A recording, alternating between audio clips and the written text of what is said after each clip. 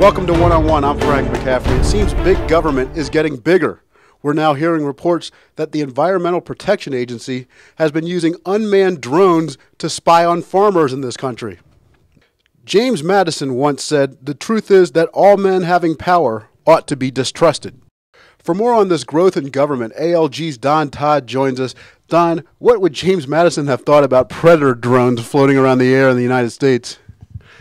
Not much. Not much. As you know, Madison is the author of the Constitution, and the 10th Amendment to the Constitution, which is in the Bill of Rights, says that all power is not enumerated within the Constitution or left to the states. I don't see anything about spying on American citizens who are suspected of nothing by the Environmental Protection Agency to fly over cattle herds to see if they have diapers on and they're not polluting the water, so to speak, is an enumerated power within the Constitution. Now, you'll recall that when President Bush wanted to intercept radio waves of telephone calls between terrorists in foreign countries and terrorists in this country, the left went absolutely out of their minds, saying that this was an invasion of civil liberties and it was just a terrible thing to do. Now we have drones flying over Nebraska and Iowa, spying on American citizens. It is, and the left is totally silent.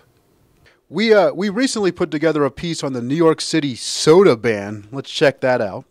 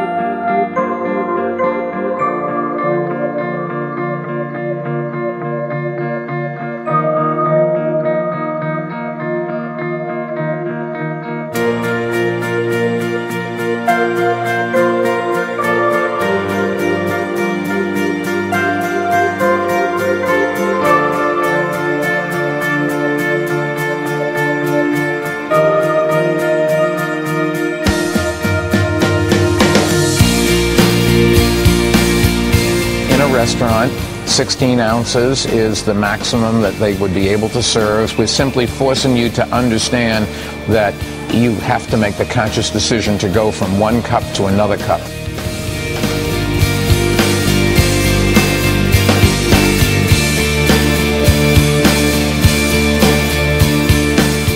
Don, would Thomas Jefferson have liked the taste of this one?